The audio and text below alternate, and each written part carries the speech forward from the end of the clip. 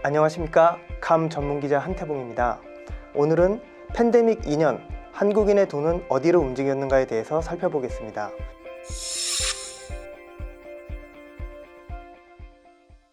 첫 번째, 팬데믹 기간 한국인 투자 자산 중 수익률 1등은 무엇일까요? 지난 2년간의 팬데믹 기간 중 어떤 투자 자산이 가장 수익률이 높았을까요? 바로 이더리움과 비트코인입니다. 이더리움은 지난 2년간 누적 수익률 2,980%라는 경이적인 수익률을 기록했고, 비트코인도 601%라는 높은 수익률을 보였습니다. 한국 사람 중에 이더리움과 비트코인을 가지고 있는 사람이 얼마나 되겠어? 라고 생각하실 수 있겠지만 2021년 말 기준 이더리움은 7조 원, 비트코인은 8조 원을 한국 사람이 보유하고 있습니다. 절대 적은 금액이 아닙니다.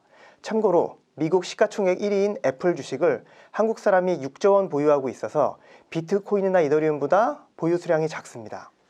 다음으로 나스닥 누적 수익률 74%, 코스닥 54%, S&P 500 48%, 코스피 35%, 한국 아파트 33%, 미국 주택 31%, WTI 원유 23%, 금 20%, 중국 상하이 종합 19%, 유럽 유로스톡스 50 15% 순이었습니다. 지난 2년간은 모든 종류의 자산 가격이 다 상승한 자산시장의 호황기였습니다. 미국 주식과 한국 주식의 수익률은 양호했지만 상대적으로 원유, 금, 중국, 유럽 주식의 수익률은 저조했다는 걸 확인할 수 있었습니다. 두 번째, 한국인의 재산은 얼마나 될까요? 한국은행이 발표한 자료에 따르면 한국 한 가구당 평균 순자산은 5억 1,220만 원입니다. 이는 1경 423조 원의 가계 순자산을 약 2천만 가구수로 나눈 결과입니다. 또 다른 자료로는 통계청의 가계금융복지조사 결과가 있는데, 이는 2만 가구를 대상으로 한 표본조사입니다. 2021년 3월 기준 한국 가구주 평균 순자산은 4억 1,500만 원으로 조사됐습니다. 연령대별로 순자산 격차가 큰 것이 특징인데요. 29세 이하는 순자산이 1천만 원에도 못 미치지만 30대는 2억 8,800만 원, 40대는 4억 3,200만 원, 가장 순자산이 많은 50대는 4억 6,700만 원을 기록했습니다. 팬데믹 첫 해였던 2020년의 자산가격 폭등에 따라 전체 순자산 증가율도 전년도 대비 14.2% 급증한 점도 특징적입니다. 가구당 순자산 보유액의 구간별 가구 분포를 살펴보면 5억 원 미만이 전체의 73.8%로 10명 중 7명 이상이 5억 원 미만의 순자산을 보유하고 있는 것으로 조사됐습니다. 의외였던 건 10억 원 이상을 보유한 한국 가구 비율은 10%에도 못 미치는 9.4%에 불과했다는 점입니다. 통계청이 이 자료를 발표했을 때 많은 사람들이 서울 아파트 한 채 가격이 10억 원도 넘는데 말이 안 된다 라고 말씀하신 분들이 많았습니다. 참고로 NH투자증권 100세 시대 연구소에서 조사한 자료에 따르면 한국 순자산 상위 1%는 29억 2천만 원, 상위 0.1%는 76억 8천만 원인 것으로 조사됐습니다. 하지만 요즘 한국의 분위기는 순자산 30억 원도 부자가 아니다라고 생각하는 사람들이 많습니다. 그런데 서울에는 과연 아파트가 몇 개나 있는 걸까요? 갑자기 궁금해져서 서울 아파트 개수를 조사해봤습니다.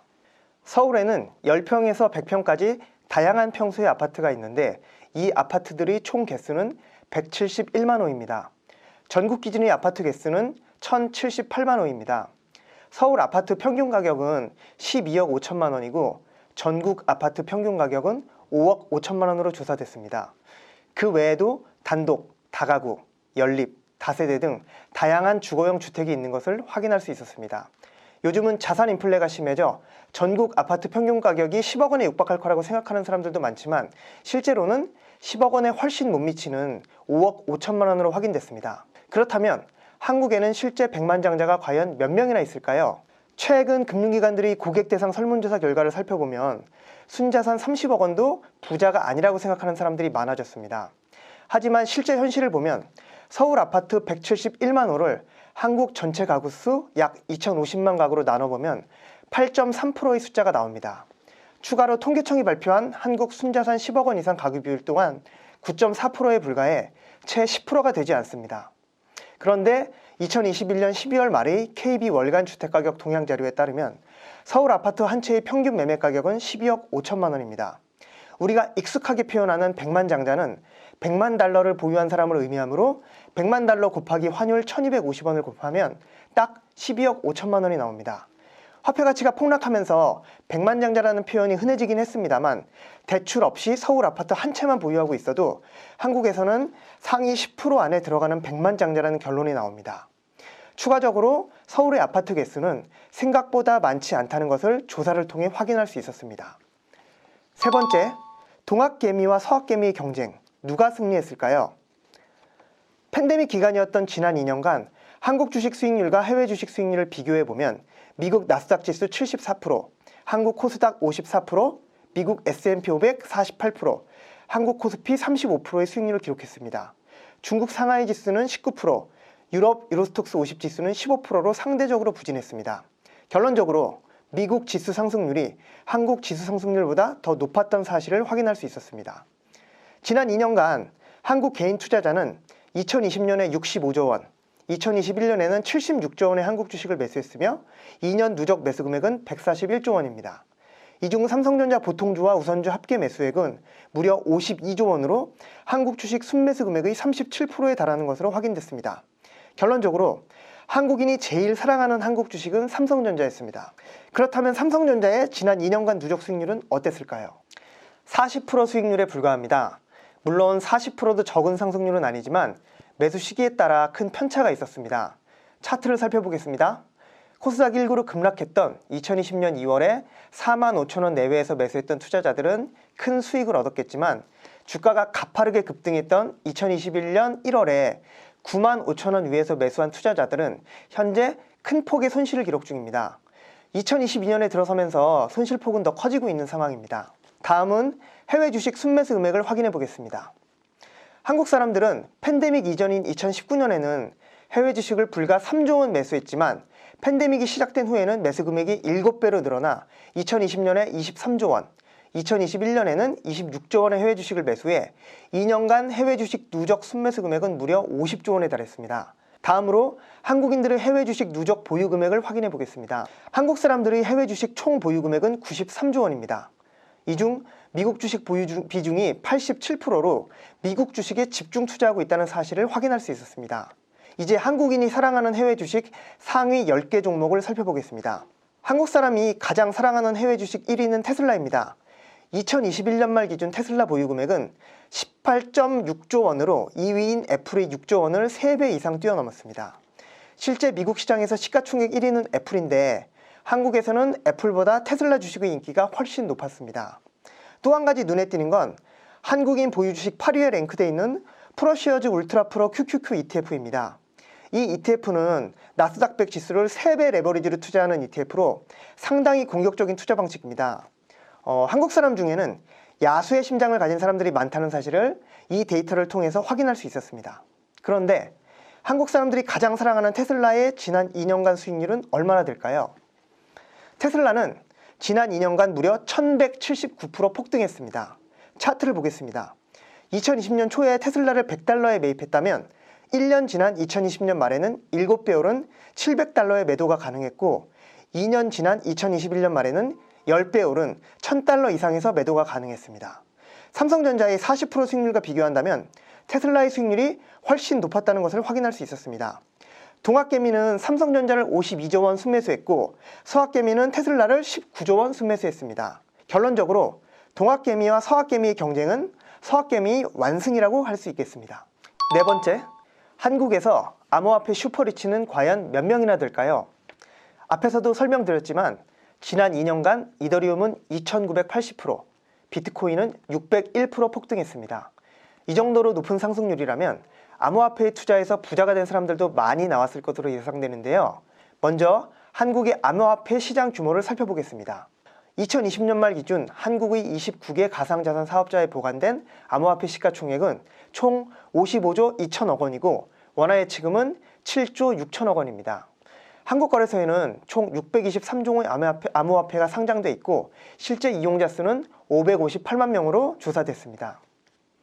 글로벌 암호화폐 총 시가총액은 2,662조 원이고 한국의 암호화폐 총 보유 금액은 55조 원으로 점유율은 2%에 불과합니다.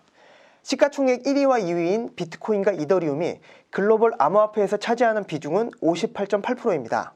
그런데 한국의 경우 비트코인과 이더리움이 차지하는 비중은 26%에 불과해 글로벌 점유율의 절반에도 못 미칩니다. 한국 사람들은 다른 나라 사람들에 비해 시가총액이 더 작은 암호화폐를 더 선호하는 공격적인 성향인 것을 알 수 있습니다. 한국 사람의 비트코인 보유 금액은 총 8조 원이고 이더리움 보유 금액은 총 7조 원입니다. 한국 사람의 애플 보유 금액이 6조 원이라는 점으로 볼 때 한국 사람들은 애플보다 비트코인이나 이더리움을 더 선호한다고 해석할 수 있습니다. 그렇다면 한국에서 암호화폐 슈퍼리치는 과연 몇 명이나 될까요? 한국 29개 거래소에서 암호화폐를 10억 원 이상 보유하고 있는 사람은 4,000명으로 조사됐습니다. 10억 원은 최소 금액이고 100억 원, 심지어 1,000억 원을 가진 사람도 이 4,000명 안에 포함됐을 수 있으니까 암호화폐 부자들이 많이 탄생한 것을 확인할 수 있었습니다. 이 데이터에는 해외 거래소에 보관했거나 개인 지갑으로 암호화폐를 보관하고 있는 경우는 포함되지 않아 실제 암호화폐 부자는 더욱더 많을 것으로 추정됩니다.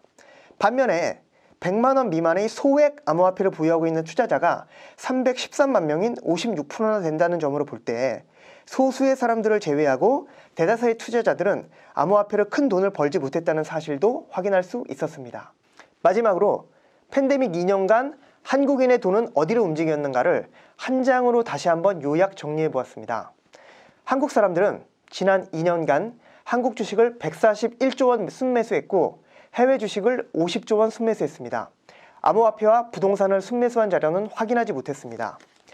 2021년 말 기준 한국 주식의 시가총액은 2,649조 원인데 여기에는 대주주 및 기관 투자자 물량이 포함되어 있습니다. 한국인의 해외 주식 보유 금액은 93조 원, 암호화폐 보유 금액은 55조 원입니다. 제도권에 속해 있는 해외 주식과 아직 비제도권에 있는 암호화폐 보유 금액 차이가 생각보다 크지 않습니다. 그만큼 암호화폐 시장이 짧은 시간에 급성장했음을 알 수 있습니다. 부동산 시장은 7,764조 원으로 주식 시가총액 2,649조 원의 3배로 조사됐습니다. 추가로 프롭테크 스타트업 부동산 플래닛의 자료에 의하면 2021년 기준 한국인의 부동산 거래 금액은 총 523조 원입니다. 아파트가 201조 원, 단독 다가구 연립이 83조 원, 오피스텔 13조 원, 상업 업무용 빌딩 74조 원, 상가 사무실 29조 원, 토지가 122조 원으로 조사되었습니다. 일반적인 상식보다 토지 거래 금액이 크다는 것을 확인할 수 있었습니다.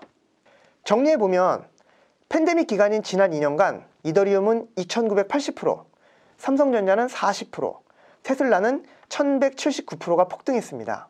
한국의 대표 종목인 삼성전자보다 암호화폐나 미국 대표 종목들의 상승률이 더 높았던 사실을 확인할 수 있었습니다.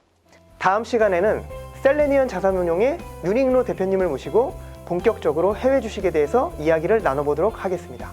감사합니다.